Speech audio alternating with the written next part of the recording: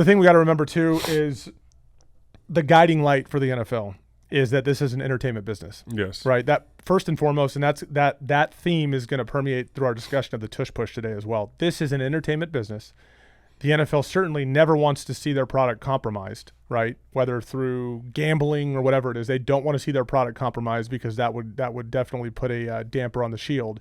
However, that they'll always look at it through that lens, and the reality is this is another cool component to the ultimate reality show that the NFL is. That the all-time great quarterback is now a minority owner. He's calling games, and he's sitting up in the booth for a team. He's sitting up in the coach's booth for a team.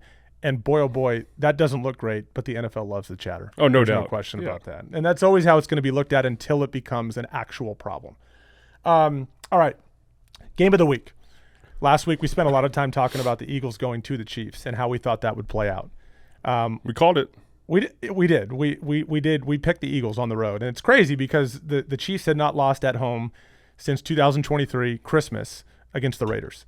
You don't walk into whatever the heck they call it, Geha Field or whatever. But let's just say Arrowhead Stadium. Arrowhead, we're going to call it. Let's just call it. You don't walk into Arrowhead and win. That's a fact. Even last year, the Chiefs, as much as they struggled at times, they were 11-0 in one-score games. Okay, that's incredible. A testament to Andy Reid's coaching. 11-0 in one-score games. So far this year, they're 0-2 in one-score games. So what does that tell us? Turned out to be a good game. Probably not as many fireworks as we would have liked to see. Finishes 20-17, and the Eagles walk out with a win. I think the Chiefs were a little frustrated. There was an exchange late in the game that was caught on a mic where the Eagles were in a victory formation. That was so good. And Chris Jones was kind of talking smack to the Eagles, saying, and he yelled back at Saquon. He's like, "You don't even have 100 yards in this game." I don't know what was said before that. And Jalen, going under center to do the victory formation snap, looks at him and goes, "Dude, we won the game."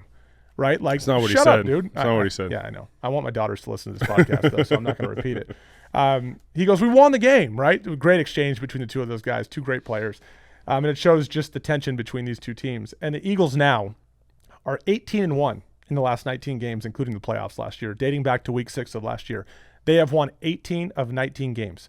And while we can look at this game and dissect it and point to things that the Eagles did not do well and things that they have to get better at, they are 18-1 in the last 19 games, and they found a way to get a win at Arrowhead and make the Chiefs 0-2, and the Eagles are cruising. So what were some of before we get into the Tush Push, because we have to talk about that today, and I know people are like, "Oh, here we go again." No, there's some different ways to look at this today than there was even 3 weeks ago. What did you think of Jalen Hurts in that game and his ability to get it again? 18-1. These are all games he's starting, and while he's not a top 3 passer in the league, they're 18-1. Yeah, no, I agree, and I think Tanner McKee probably played in a few or one of those, one or two, which I love Tanner. Nothing meaningful. Let's just for all intents and purposes, it was Jalen Hurts. Yeah, we'll say that. Yeah. I'm a big fan of Jalen Hurts. We all know that, but I will say they do, and they know this as well. New coordinator. Yeah, you're 2-0. That's awesome. Jalen Hurts is a winner. He's been a winner on every level. I love him. He's great for the team. He's also a part of a great organization. Like Pat Mahomes is a part of a great organization. So it's a winning organization. They do have to figure out the passing game. And I know the coaches are like probably preaching, we won, screw everyone else. It's about winning. Absolutely. Doesn't matter how you win. Just win. But when you got two of the best receivers in the game and they're not getting any yards and it's really tight, and a big reason this game goes the way it does is the Eagles play great, but that interception at the end where Travis doesn't get his eyes around, and I know Pat said the ball was low, and that's sort of where you have to put it on the goal line. Like, you're not putting it up higher because you don't want it to pop up. Like, Trav's got to get his eyes around, and usually when Trav is late with his eyes, he still makes the catch because he's that good. He very seldom does what he did. But that's a big turn in that game. Like, that's a touchdown, not going all the way back. So the Chiefs are going in. It's 13-10. The Eagles are winning, and the Chiefs presumably are going to score to go ahead. It should be 17-13. No. And now everyone listen, oh, no, but it's in – listen, that's usually a routine play right there. Like, everything they wanted was there. Pat, in my opinion, threw a good ball for Trav to make the play. Trav's going to catch it and fall in the end zone. It's going to be 17-13. The game's a very different game at that point. It ends up being 20-17. The Eagles are going to have to figure out the passing game. They absolutely will. Their run game – the way they're set up, they're so dangerous. The run game's unbelievable. They will figure it out, but my big thing with Jalen is just what is it going to look like? Is it going to be finding his first read? Is he going to be able to, the thing I watched a little bit was he would go through his first read and his eyes would drop to the D-line and then he'd look to make moves. And I would like him to, just find the check down. And he knows all these things. I'm not trying to critique him too much, but there you are. He's just – it's going to – if you're saying you're safe at 2-0 right now early in the season because you're finding a way to win, but there's a big issue with the passing game, with the quality of receivers and tight ends you have, I'm worried. I think that needs to be an intensive – like we got to get this going. We need to be – there's no such thing as a balanced attack, but we need to be able to throw the ball and be dangerous. Like we need some big plays. And knowing the Eagles, they're going to have that game where all of a sudden he throws for 350 yards, A.J. Brown has 150, Devontae Smith – they're known for that, but it is something that they do need to focus on and get going. And the reason I said this isn't Kellen Moore calling plays. This is a new coach, Coach Patullo. Yep, Kevin Patullo. This is and he has not shown as a play caller yet that he can dial up plays where Jalen Hurts is comfortable throwing the ball. So that's my big thing is with the new OC with Jalen Hurts, there has not been any sign of the passing attack yet. You saw over the course of the game an intentional effort to get A.J. Brown more involved as much as they could. A.J. Brown had 8 targets this week. Remember, week 1 target and 8 yards receiving. Yeah. So 8 targets, 5 receptions, 27 yards. Not the production they want from him yet. He's their best receiver. Obviously, they have other options as well. Look, we also know when you play the Chiefs and Steve Spagnuolo, their offensive or defensive coordinator, you're going to play a defense that's going to be aggressive. You're going to see plenty of man-to-man coverage. You're going to see some zero coverage with no free safety, man-to-man across the board and bringing pressure. They're going to load up at the line of scrimmage to stop the run and put pressure on the quarterback. And if you go back to our discussions earlier this calendar year, last season, before the Super Bowl, back in late February, we talked about if the Eagles struggle, here's why they'll struggle. And I was wrong. The game ended up going the way the Eagles wanted in pretty much every facet. But the idea was you have to get the Eagles in some obvious passing situations to where Jalen has to stay in the pocket and throw the football. Okay, and if there is a weakness, even though it didn't show up in the Super Bowl, that is where it's at with this offense. It's not all Jalen's fault, right? But that is where it's at with this offense. There's no question in my mind about that. You're not gonna convince me differently, even though they've been 18-1 the last 19 games. But I can hold that thought in my head of Jalen not being great when he's forced to go through reads in the pocket, and also acknowledge that Jalen's intangibles, his toughness. Yep. And the grit and all the things that help him push through and get a win late in the game like that as the leader of this team are off the charts. Off the charts. If I give you the 5 best passers in the league, Jalen is not one of them. But that's okay. At least right now, it's okay. At least it clearly appears to be okay because they win. And he's got other key pieces around him. He's got a really good offensive line. He's got a great running back. He's got a good 1-2 punch combo at running back. He's got good receivers. He's had great play callers in the past. We'll see if Kevin Patullo is that. But the facts are that he doesn't work through his progressions very well. And we heard a defender from the Colts after the Miami game say the same thing about Tua Tagovailoa. And I'm not comparing Tua to Jalen. Good for you for saying the last name. Holy yeah, I know, right? Wow. I'm not comparing Tua to Jalen, but I am saying that is what every team that plays the Eagles is going to try to accomplish. And there were many times during that game when you and I were standing next to each other at the Eagles game last September at home against Atlanta, the game that you were, honorary captain and all that. Many times I hit you. I'm like, he didn't need to bail right there. Yeah. He didn't need to leave the pocket. And if he stays and goes through his progressions, he has easy completions. And it's not a strength of his. Will he get better at it? Possibly. But right now it's a weakness. And in games like that, it shows up a little bit more. But don't just stop the soundbite there. I am acknowledging his intangibles are off the charts. Yeah. And they're probably even underrated. Right? They're not winning, and I'm not when I point out his weaknesses, I'm not saying they're winning despite what they're not winning despite what Jalen's doing. I'm still saying they're winning because of what Jalen is doing. The guy's a stud. Yeah. He hangs in there and makes things happen as best as he can.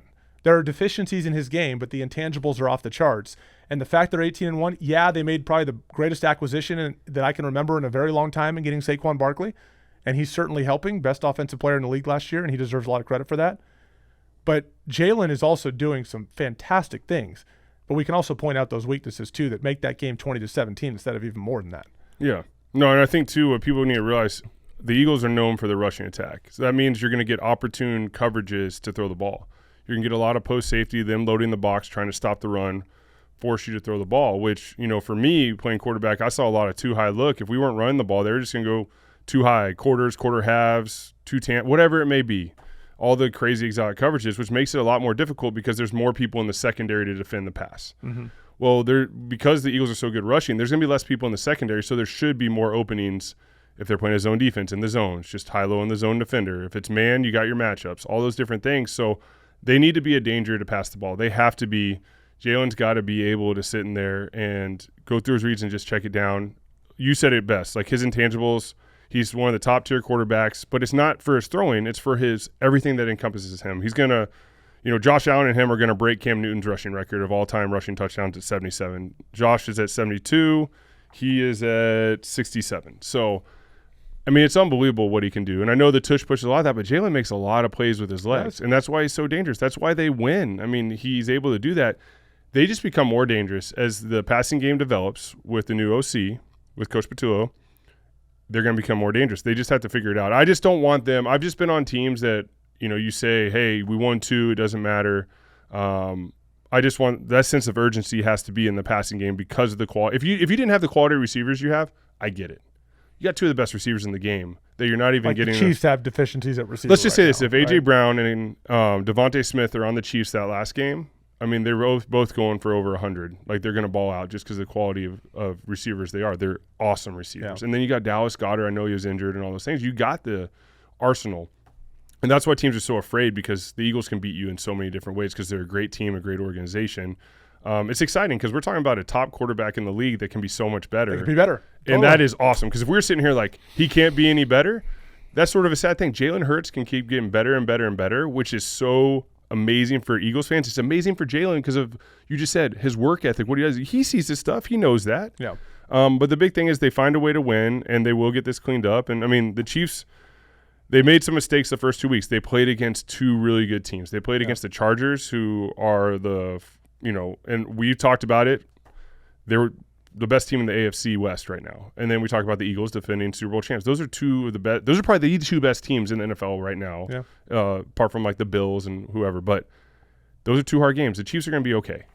So to wrap that up, Jalen was 15 of 22 for 101 yards and a rushing TD on the tush push, by the way. And it's interesting to follow his game, because I think if you go back to, this is why Jalen, playing at Alabama, playing at Oklahoma, having a lot of success, this is why Jalen was a second-round pick and not a first-round pick. Yeah. Because people doubted this. And this has shown up at times throughout his career. But the dude, going back to intangibles, and obviously has a ton of positive physical attributes, tangibly speaking, has a lot of physical attributes. Intangibly speaking, he's off the charts. Yeah. And those are things that we knew from college were going to be really high. And that kept him as high as the second round. But what pushed him out of the first is people wondering, what kind of passer is he, right? And I still think it's fair to ask questions about that. The Chiefs, I mentioned a minute ago, as far as the Chiefs are concerned, 11-0 last year in one-score games. 11-0. This year, 0-2, right? Does that trend continue? I don't know. He's in the division has gotten even more difficult with what the Chargers look like and what the Broncos look like and what I think the Broncos will be. And I also think we'll see the Raiders improve. So it's very easy to look at the AFC West and the Chiefs and their division and wonder, boy, oh boy, that 10-year run and winning 10 straight AFC West titles, that might be in jeopardy this year. I don't think that's an overreaction. A key play, once again in the game, like it always is for the Eagles, is the tush push. We're not going to spend too much time on this, but we're going to address it. So there's 2 discussions to have with regard to the tush push. One, and really the only one, I'm sorry if I missed it, but the only one I heard all offseason, and really the main discussion around the tush push coming into the season, is whether the play is fair. Going back to my comment earlier, it is an entertainment business. The NFL does not like automatic plays that feel like once you line up, I already know the result, this is boring, I know what's going to happen. NFL doesn't like it. I'm not saying I don't like it. I'm saying the NFL does not like it. It's why the NFL pushed back PATs. And now some PATs get missed because the NFL wanted that play to be meaningful. So on a very basic level, the attack on the tush push up until the beginning of this season, I think has really been a function of, is this play good for the game? Is it entertaining? Is it too automatic that has really been the crux of the discussion so far this year. A new component has emerged in discussing this play and whether or not it'll be around much longer. That new component is whether within the existing rules of the game is the play being consistently executed in a legal way. So after week 1, you saw circulating online some overhead still images of the center lining up in front of the ball. So the center's head, if you take it directly overhead with a drone shot, is the center's head in front of the ball, which is illegal. That'd be lining up in the neutral zone. That would be offside, or that would basically be the offense lining up offsides. Now, I had some doubts about those photos because I thought, was that snapped like a 1/10 of a second after the ball was snapped? And is someone throwing that out as propaganda that like, hey, this shouldn't be legal? And then in the Chiefs-Eagles game, you see images of the guards firing off early, which would make it a false start. That to me is a totally different discussion, right? The play still needs to be executed the right way. And then you get guys like Dean Blandino on Fox who chime in, give their officiating opinion. And Dean, live on the air during this broadcast, was like, guys, I am done with the tush push. He's done talking about it. He's not a fan of it. Probably, he didn't explicitly say this, but probably thinks it shouldn't be a part of the game. Simply because I think from his vantage point, because he only looks at it as an official, he thinks it's too hard to officiate. Because if we can't stand there and see whether or not, based on the alignment of the guys, we can't see whether or not guys are jumping off sides and whatnot. So do I think this is going to be around much longer? I'm starting to have my doubts. But here's my concern, is if you're going to outlaw the tush push and you're going to get rid of it, how do you define the tush push to then be able to get rid of it? Yeah. And not make the definition so broad that you scoop in a bunch of other plays that should be legal that also are considered illegal based on the interpretation of what you call the tush push. So, for example, I think the Eagles, even without pushing Jalen Hurts, would be fantastic at running just a quarterback sneak the same way. A standard quarterback sneak where your guards and center get so low and fire off so quick that Jalen can fall forward without anybody even pushing him. You cannot get rid of a quarterback sneak. That's not going to happen. So do you just say, hey, you can't line up and have guys push him? Well, from what I saw in that game against the Chiefs, you're still going to have the same issue. If the Chiefs line up and execute the way they did, and you're not willing to, with a fine-tooth comb, take a really, really hard look at guys jumping off sides, or false start, I should say, on the offensive side of the ball, then you're going to have the same issue on a quarterback sneak because the Eagles are so aggressive with it, right? It's the official's job to officiate that play correctly. Yeah. So that's my bigger concern. It's like, okay, guys, if you want to get rid of it, fine.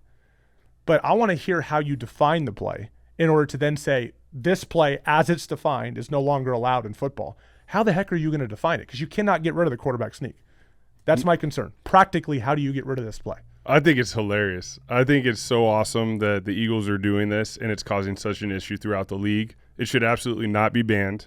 You're going to penalize a team for being. So you don't think it should be banned in general? But think about all the things I just said. You got to officiate it, make sure it's run. Okay, legally, so though, right? Why did your officials not spend all offseason taking reps, officiating it on with goggles, with whatever you got? Yeah.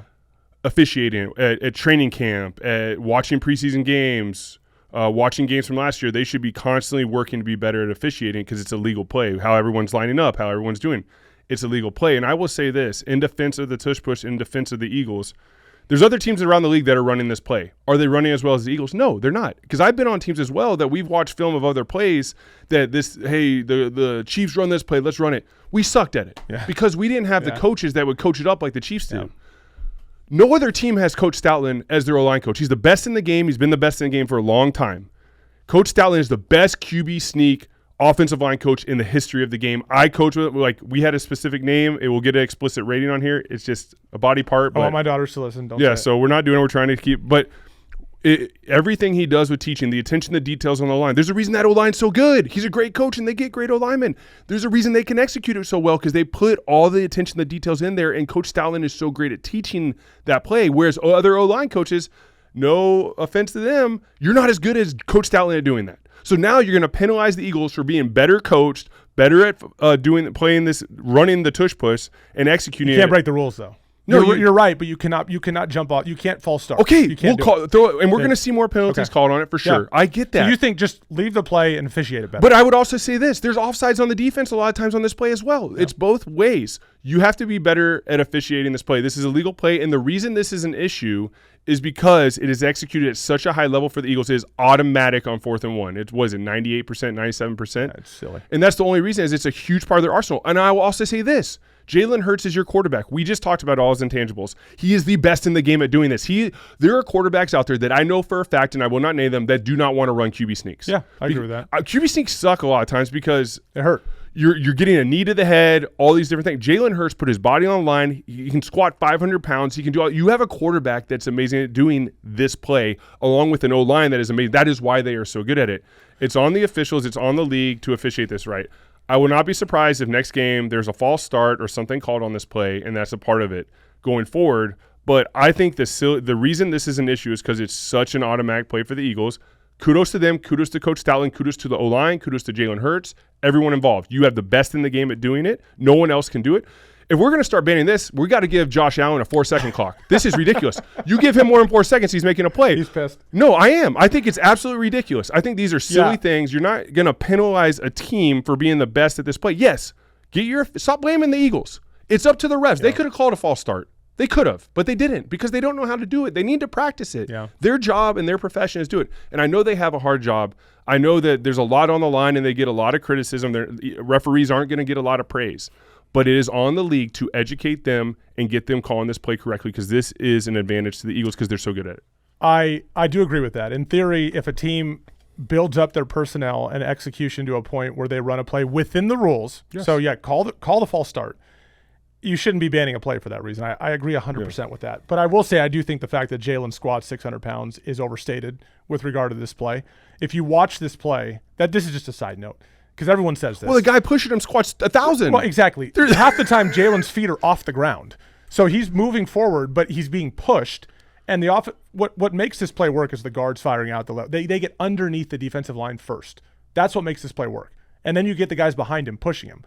Jalen squatting 600 pounds, maybe his sheer, just his size, he's more compact, matters. It'd be tougher with a guy like you who's 6'6" to get him to be low.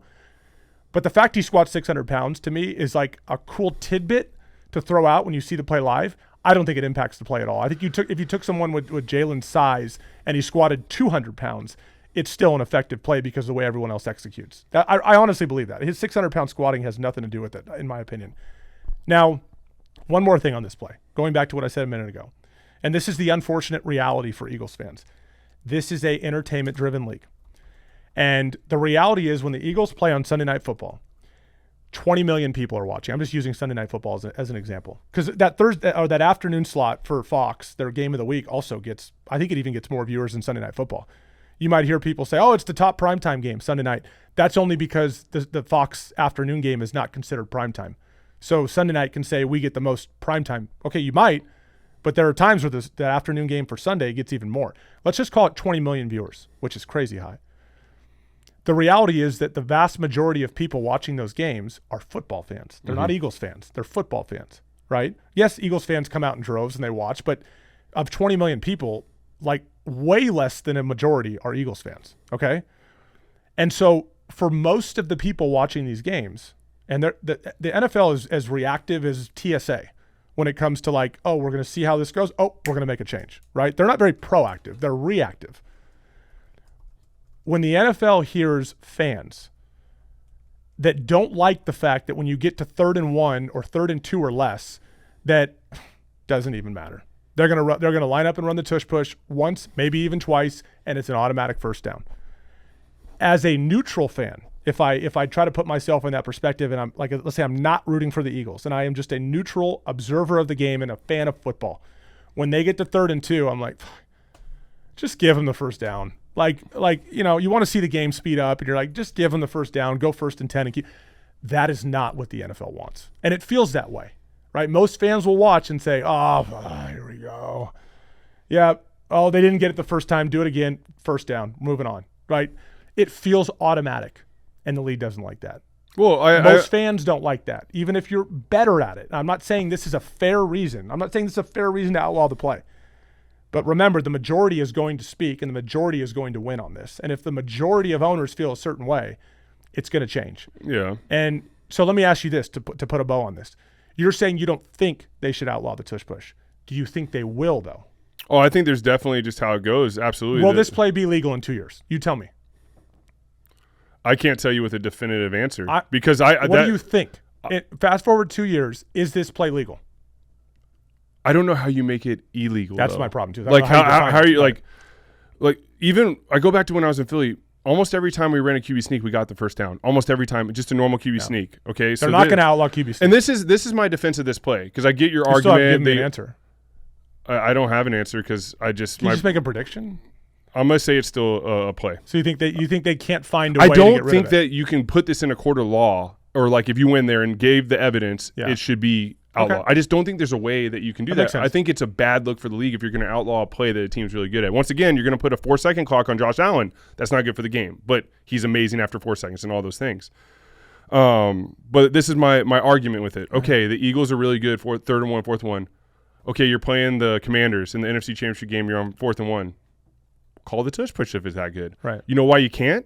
Because you don't know how to run the damn play. I don't know how the hell you practiced it. But the Eagle, you don't. I'm telling you, I've been twice in camp, and you just pray no one gets hurt. How the hell do you even practice? I've been on enough teams that we've watched enough film where players are wide open down the field or plays are amazing, and we have put those plays in, and our coaches didn't necessarily know how to coach them. They're just like, your read is 1A, 2, 3, 4. We're probably going to high-low this defender. They're not teaching it like that team that we watched on film's teaching it. Yeah. That's the play they put in. We can't rep it at that level. So my defense is if this plays that good, every team in the NFL should run it every 4th and 1. But they don't because they don't know how to do it, and they don't have a quarterback that wants to do it. It's odd because, as you and I both know, it is a copycat league. What I mean by that, most people have heard that phrase before, but when you build a game plan each week, most teams, half the damn game plan is just what the team the week before did against your opponent. Yeah. And what with minor tweaks and motions and shifts, right? Hide it. And it's funny to me because I'll be sitting there going through the game plan and we're doing an offensive coordinator install meeting, and I'm like, what? We just watched the film of the previous week and like half our plays are what the other team did. This is what you guys get paid for? It's kind of funny actually, but for some reason teams don't do that with the tush push because they can't execute it. And so to your point, no. To finish this conversation, no, I don't think a team that builds personnel and execution and their offensive line coach, Mike Stoutland, does it in such a way that it's always successful should be penalized for that. But I have my suspicions about how this is going to end simply because the way they make decisions, it is an entertainment-built business, an entertainment-driven business. They want eyeballs. They don't want to compromise the integrity of the game. And unfortunately, I think this thing's going to be on the chopping block. I just am very anxious. It's not that I want that. I know we've got a lot of Philly fans listening to this that love Nick and all. So don't come at me and say, you're idiot, you're not going to get rid of it. I don't want that. I'm just telling you what I think is going to happen. And the thing I'm most intrigued about is how they define the play, objectively define the play, to then be able to outlaw it. Because in order to outlaw it, you have to first tell me what it is. That's the problem right there. So put on paper, what the hell is the play? You tell me. And then someone will say, well, you line up in this formation and you push him forward. It's illegal. It's illegal. So you're getting rid of the guy's pushing. You can't push. Okay, fine. That's going to affect other plays because guys get pushed down the field too. Yeah.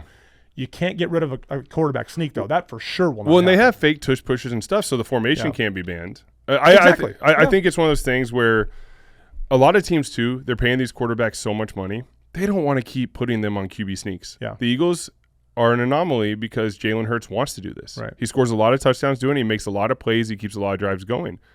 You're paying Justin Herbert, like, you don't want to have him continue. He wouldn't be as good at it. He's too tall. Yeah, but you have the right guy. And I just don't see how they can do it. I think it's bad for the league. I have a list right here of teams that have ran it, but I just know that a lot of offensive coordinators don't want to just go to that. I think it's awesome for the league because I'm waiting to see who's going to stop it. Every time it's ran, I'm like, is this the time that they're going to stop it? I was at the NFC Championship last year when the Commanders played the Eagles, and it was when they went off sides and jumped over the line of scrimmage 3 times in a row. First time in the history of the game I've ever seen this where like a touchdown's awarded. And in my opinion, with all that going on against the Commanders, how they jumped, that's the first time. I didn't even know that was possible. Yeah. I'm sitting with Mr. Lurie, Bradley Cooper, we're watching the game. Oh, big time. Big time. Just a little shout out, huge Eagles fan. Still need to try his Philly cheesesteaks. We're going to get Bradley Cooper on the show. We'll get him on if he ever gets a clip with our viewership, we'll get him on. But if it was going to be banned, I feel like it would have been this offseason because of what happened in the NFC Championship game. Yes and no. we had not had open discourse yet about the play being illegal based on the current rules. That's the only issue. Up until now, it was more based on, and again, forgive me if I'm wrong. I follow this stuff closely. It was all based on what's fair and whether or not it was good for the game. Now we're seeing, okay, you're lining up wrong. So they could just say, hey, we're just going to officiate it better. That maybe the league just says that. We're going to be better at officiating it. So then the Eagles tightened up on some things and they're still successful with it most likely. Because I don't think they're successful because they're breaking rules. This year they just happen, at least ostensibly, it appears that they're breaking rules to do it, jumping off early, lining up in the neutral zone. If they can clean that stuff up, maybe that's all that happens. That's very possible. Yeah.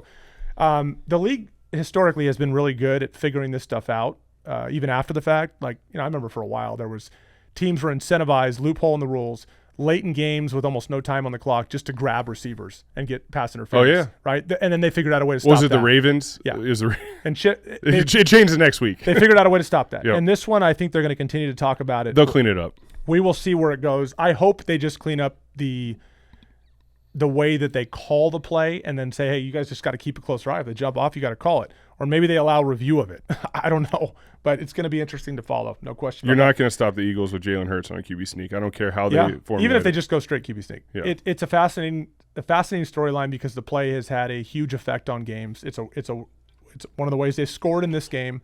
And we'll see where it goes.